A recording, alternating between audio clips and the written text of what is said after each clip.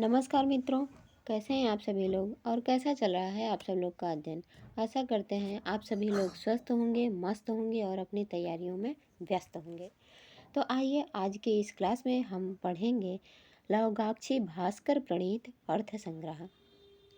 अर्थ संग्रह में इसके पहले की कक्षा में हम पढ़ चुके हैं मंगलाचरण। इसका प्रथम सूत्र जो है अथातो धर्म जिज्ञासा, धर्म लक्षण, भावना, भावना के जो दो भेद हैं शाब्दिक भावना और आर्थी भावना, वेद क्या है, वेद का लक्षण क्या है, वेद के कितने भाग हैं, इतना हम पढ़ चुके हैं।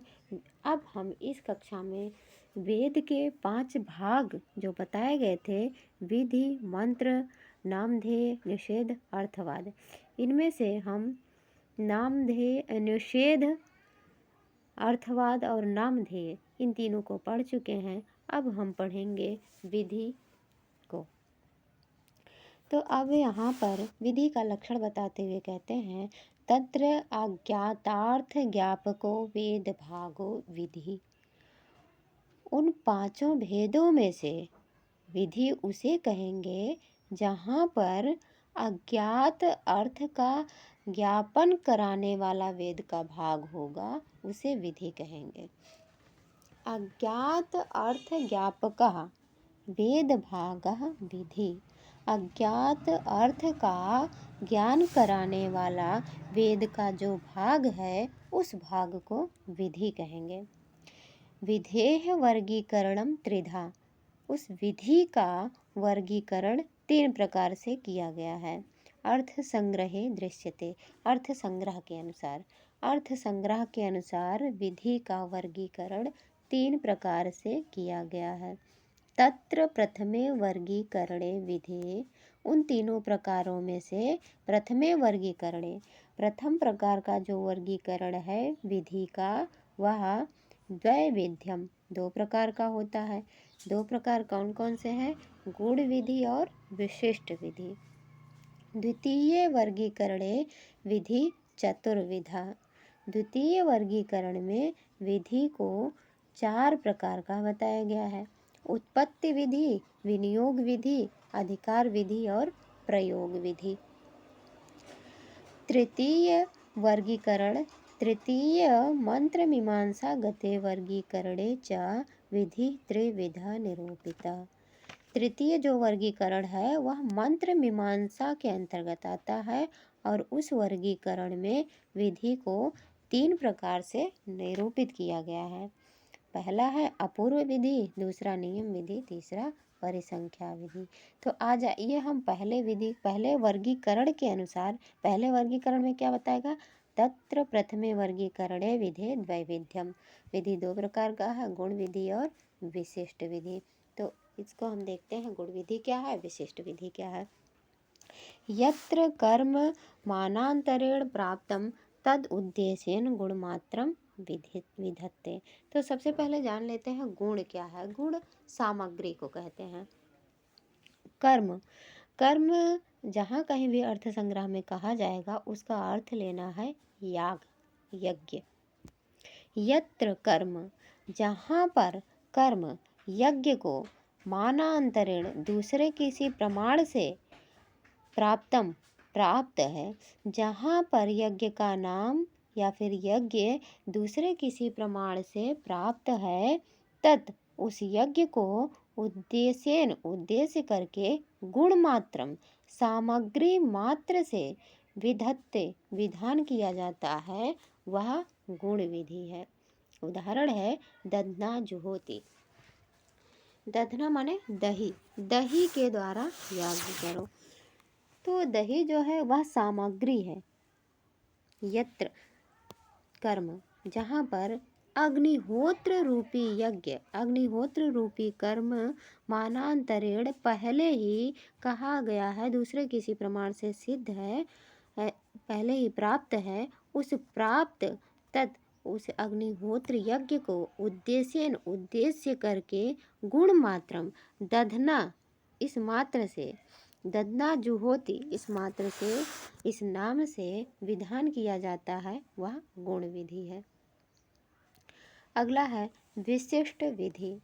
यत्र तु भयम अप्राप्तम तत्र विशिष्ट विधत्ते। जहाँ पर दोनों ही अप्राप्त होते हैं उसे विशिष्ट विधि कहते हैं। जहाँ पर याग का नाम और सामग्री का नाम, ना तो याग का नाम मिले और ना ही सामग्री का नाम मिले, तो उस विधि को विशिष्ट विधि कहते हैं। वह विशेष ही होता है, ना तो याग का नाम ही पता है कौन सा याग करना है और ना ही सामग्री का ही पता है किसे सामग्री कौन सी है, तो उसको कहेंगे विशिष्ट विधि। उदाहरण है सोमेन यजेत, सोम के द्वारा सोम याग करो, ऐसा। आगे आ जाते हैं द्वितीय वर्गीकरण में। यह महत्वपूर्ण है, परीक्षा में पूछा जाए विधि कितने प्रकार की, तो द्वितीय वर्गीकरण के अनुसार आप बताएंगे विधि 4 प्रकार की है। विधि का नाम देखेंगे, लक्षण देखेंगे और उदाहरण। उत्पत्ति विधि। उत्पत्ति विधि किसे कहेंगे? उत्पत्ति मतलब उत्पत्ति, उत्पन्न होना। कर्म स्वरूप मात्र बोध को विधि उत्पत्ति विधि। जहाँ पर यज्ञ कर्म, अभी हमने बताया कि कर्म जहाँ कहीं भी कहा जाए उसका अर्थ लेना है यज्ञ। जहाँ कहीं भी यज्ञ के स्वरूप मात्र का ज्ञान हो, जहाँ पर यज्ञ के स्वरूप मात्र का ज्ञान कराने वाली विधि हो, उस विधि को उत्पत्ति विधि कहते हैं। उस यज्ञ की उत्पत्ति कराने वाली, उस यज्ञ का स्वरूप मात्र का ज्ञान कराने वाली विधि उत्पत्ति विधि है। उदाहरण है अग्निहोत्रम जुहोति।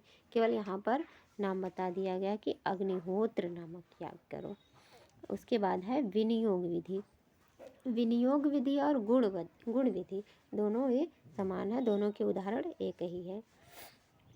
अब यहाँ इसका लक्षण बता रहे हैं। अंग प्रधान संबंध बोधको विधि विनियोग विधि। अंग, यहाँ पर अंग का अर्थ है गौण। एक होता है गौण, एक होता है मुख्य। मुख्य को ही प्रधान कहते हैं। तो अंग प्रधान, अंग का मतलब गौण का और प्रधान का संबंध का ज्ञान कराने वाली जो विधि है उसे विनियोग विधि कहेंगे। गौण का और प्रधान का संबंध ज्ञान कराने वाली विधि विनियोग विधि है। उदाहरण है दधना जुहोति, दही से याग करो। अधिकार विधि। अधिकार उसी को मिलेगा जो अधिकारी होगा। तो अब यहाँ पर देखेंगे कर्म जन्य फल स्वामी भावबोध को विधि अधिकार विधि। कर्म अर्थात यज्ञ से, जन्य मतलब उत्पन्न, यज्ञ से उत्पन्न जो फल है उसका स्वामी, उसके स्वामी का ज्ञान कराने वाली विधि अधिकार विधि है। यज्ञ से उत्पन्न फल के स्वामी का ज्ञान कराने वाली विधि अधिकार विधि है। उदाहरण है यजेत स्वर्ग कामः, स्वर्ग की कामना वाला व्यक्ति यज्ञ करे। जो स्वर्ग का अधिकारी है ऐसे स्वर्ग को चाहने वाला यज्ञ करे। स्वर्ग कामा, स्वर्ग का कामी, स्वर्ग इच्छुक याग करे। अगला है प्रयोग विधि। प्रयोग प्रासु भाव बोध को विधि प्रयोग विधि। प्रासु मतलब होता है क्रम, नियम, क्रमबद्ध तरीके से। जो प्रयोग, प्रासु भाव मतलब इसके बाद ये करो, इसके बाद ये करो, इस प्रकार से क्रमबद्धता का बोध कराने वाली जो विधि है वह प्रयोग विधि। शीघ्रता से निरंतरता बताने वाली जो विधि है वह प्रयोग विधि है। उदाहरण है वेदम कृत्वा वेदी करोति। पहले वेद को करो फिर उसके बाद वेदी को, वेद करके वेदी करो। वषट कर तुम प्रथम अक्षर।